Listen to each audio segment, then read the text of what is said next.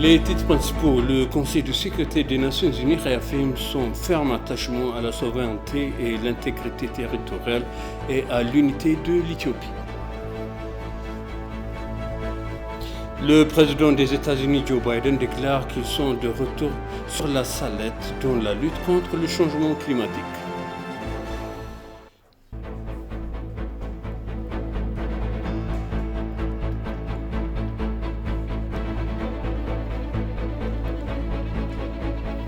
Bienvenue chers téléspectateurs sur ABC, c'est moi Zalal Mourkana avec le journal. Le vice-premier ministre et ministre des Affaires étrangères de l'Éthiopie, Demeke Mekonnen, s'est entretenu avant-hier avec l'ambassadeur Oleg Ozerov. Les deux parties sont discutés des préparatifs du deuxième sommet Russie-Afrique qui se tiendra en 2022 en Afrique. Le secrétariat a fait des exposés sur les tâches et les responsabilités de son bureau, la création de l'association de la coopération économique avec les États africains qui réunira les grandes entreprises russes et africaines. Dans le cadre de la préparation du sommet, des consultations auront lieu cet été avec l'Union africaine et les pays africains. Au cours de la discussion, Demeke a fait part au secrétariat de l'engagement de l'Éthiopie à renforcer les relations de longue date avec la Russie et a apprécié l'initiative de la Russie de créer la plateforme et a demandé d'accueillir le deuxième sommet Russie-Afrique à Addis Abeba. Le premier sommet Russie-Afrique s'est tenu en octobre 2019 à Sochi en Russie, auquel le Premier ministre Abiy Ahmed a participé. L'ambassadeur Oleg Ozerov a également présenté l'invitation du ministre des Affaires étrangères Sergei Lavrov à Demeke Mekonnen pour se rendre à Moscou.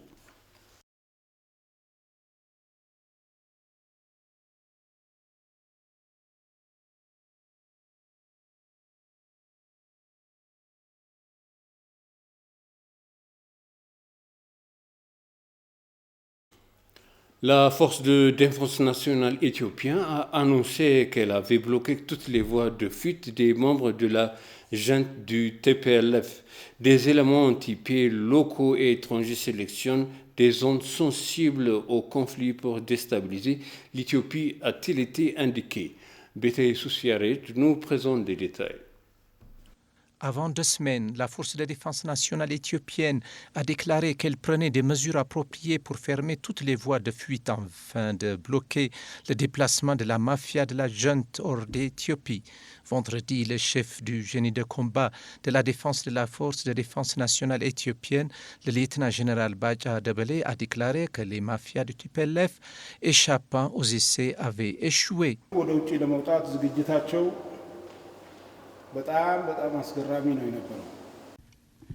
Le TPLF a mis en place des préparatifs avancés pour quitter l'Éthiopie. Ils ont donné une fausse carte d'identité à ces soldats. Nous avons constaté que tous les faux noms donnés aux membres de la mafia sur le faux identifiant sont des noms oromo. Cela montre leur plan pour traverser l'État d'Amara pacifiquement. Malheureusement, nos forces de défense ont trouvé cette carte d'identité sur des soldats tués du TPLF. Enfin, le plan du TPLF s'est une fois de plus avéré infructueux. La force de défense de la nation s'efforce de rétablir les conflits et les instabilités dans d'autres régions du pays, a-t-il souligné. Selon le lieutenant-général Bacha, le reste du mafia du TPLF travaille sans relâche pour susciter et provoquer des conflits et des instabilités parmi les Éthiopiens. Bacha a souligné que la force de défense nationale avait compris que les mafias du TPLF essayaient de travailler avec d'autres éléments anti-paix pour semer le chaos dans tout le pays. Alors que le chef des relations publiques de la force de défense nationale éthiopienne, Getenet Adana, a pour sa part indiqué que des éléments anti-paix locaux et étrangers sélectionnent des zones sensibles au conflit pour déstabiliser l'Éthiopie, a-t-il indiqué. Des éléments anti-paix sélectionnent des zones sensibles au conflit pour déstabiliser l'Éthiopie. Ils s'efforcent de créer des conflits et des instabilités en tuant des personnages emblématiques, en parrainant des affrontements ethniques ainsi que des tensions religieuses. Ainsi, on peut citer le cas de Kemant, les instabilités dans les États d'Amara, de Bénichangul-Gumuz et d'Oromia. Ces endroits sont trop sensibles pour créer des ravages. Pour être clair une fois, notre défense a compris toutes ces conditions. En conséquence, aucune puissance nationale et étrangère ne nous empêche de rendre notre pays pacifique. La force de défense nationale éthiopienne appelle le grand public ainsi que les partis politiques en compétition à travailler main dans la main pour apporter la paix et la stabilité à la nation. Les membres du Conseil de sécurité des Nations Unies ont reconnu les efforts déployés par le gouvernement éthiopien pour fournir une aide humanitaire et accroître l'accès humanitaire dans la région de Tigray. Les membres du Conseil de sécurité ont néanmoins reconnu que des défis humanitaires subsistaient. Ils ont appelé à une réponse humanitaire renforcée et à un accès humanitaire sans entrave à toutes les personnes dans le besoin, y compris le contexte de la situation de sécurité alimentaire. Les membres ont également appelé à la poursuite des efforts de secours internationaux conformément aux principes directeurs des Nations Unies en matière de l'aide humanitaire d'urgence, notamment l'humanité, la neutralité, l'impartialité et l'indépendance. Les membres du Conseil de sécurité se sont également félicités à l'engagement sur cette question de la Commission africaine des droits de l'homme et des peuples. Les membres du Conseil de sécurité ont réaffirmé leur ferme attachement à la souveraineté, l'indépendance politique, à l'intégrité territoriale et à l'unité de l'Éthiopie. La mission a appelé les partenaires internationaux à intensifier l'aide pour répondre aux besoins humanitaires dans la région du Tigray et au-delà. L'engagement donc était de garantir la responsabilité des violations présumées des droits de l'homme sera respecté, a déclaré la mission permanente.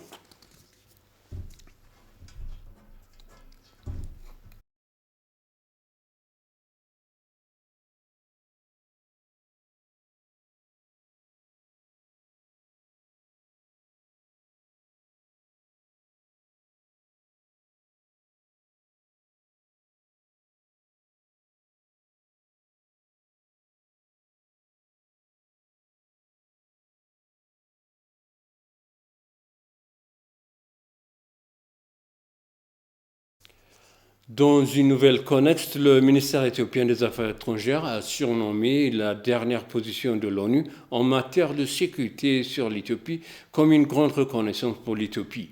Dans une interview exclusive avec ETV, le porte-parole de l'ambassadeur Dina Mufti a déclaré que la déclaration réfutait des mauvais récits sur l'Éthiopie. La déclaration est un message clair adressé aux médias mondiaux, aux militants et à certains gouvernements qui ont déformé l'Éthiopie, a déclaré le porte-parole. La reconnaissance par le Conseil de sécurité de l'ONU de l'engagement de l'Union africaine et de l'IGAD dans la question ainsi que des différentes régions, y compris le Grand Barrage et les différents frontaliers éthiopiens, est une assurance que le principe de l'Éthiopie consistant à résoudre les problèmes africains par les Africains est bon.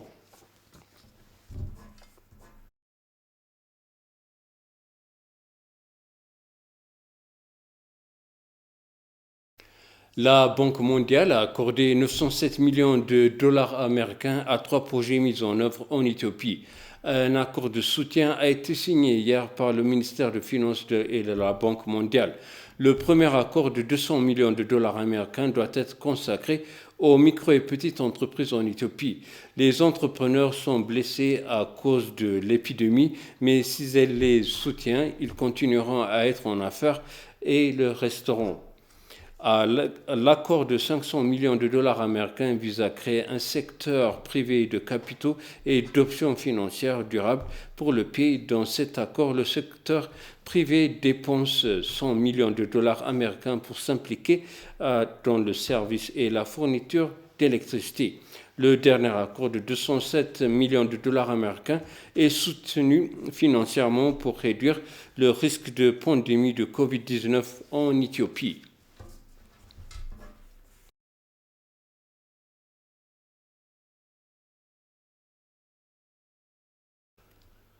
Les résidents de la ville éthiopienne de Djima s'engagent à poursuivre leur soutien et leur coopération jusqu'à l'achèvement du projet du grand barrage de la Renaissance hydroélectrique éthiopien. Ils ont beaucoup contribué à la construction du projet phare de leur pays depuis son lancement, suivant leurs détails.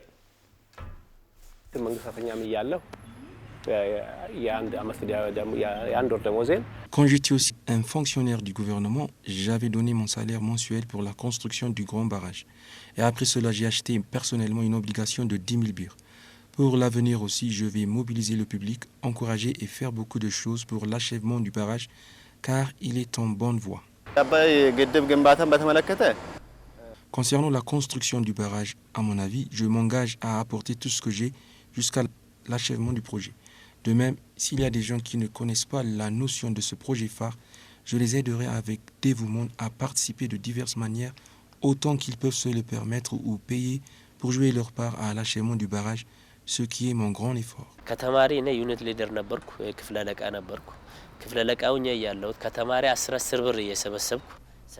Quand j'étais étudiant, j'étais un moniteur de ma classe et pendant ce temps, j'essayais de jouer ma part en coordonnant la collecte des fonds auprès des étudiants. Et ensuite, nous avions acheté un lien avec nos noms et avions donné le lien avec l'école secondaire de Djiré jusqu'à présent. Juste après, j'ai moi-même, puis nous avons acheté ensemble, par le biais d'une association, une obligation de 10 000 birrs. Et encore une fois, nous achèterons également des obligations considérant le barrage, car il fait partie intégrante de notre vie. Je crois fermement qu'il n'appartient ni au parti ni à un certain gouvernement. Le parti et le gouvernement sont temporaires. Mais le barrage est notre ressource et nous devons le sauvegarder. En conséquence, je voudrais exhorter les Éthiopiens à finaliser notre barrage en payant quel que soit le coût. Et pour conclure le journal, le président des États-Unis, Joe Biden, a déclaré qu'ils étaient de retour sur la sellette dans la lutte contre le changement climatique. Le président chinois Xi Jinping s'est également engagé à atteindre la neutralité de carbone d'ici 2060. Il a annoncé que son pays réduirait des émissions de combustibles fossiles à 52% d'ici 2030. La Chine étant le premier émetteur mondial de gaz à effet de serre, le président chinois Xi Jinping a déclaré qu'il atteindra la neutralité carbone d'ici 2060. Le secrétaire général des Nations Unies, Antonio Guterres, a appelé tous les dirigeants des pays du monde entier à travailler dur pour arrêter les émissions de carbone d'ici 2050. 40 dirigeants mondiaux ont été invités au sommet dans les 17 pays responsables des 80% des émissions mondiales. En tête de cette liste se trouvent la Chine et les États-Unis eux-mêmes. Les deux plus gros pollueurs du monde représentent ensemble environ la moitié des émissions mondiales.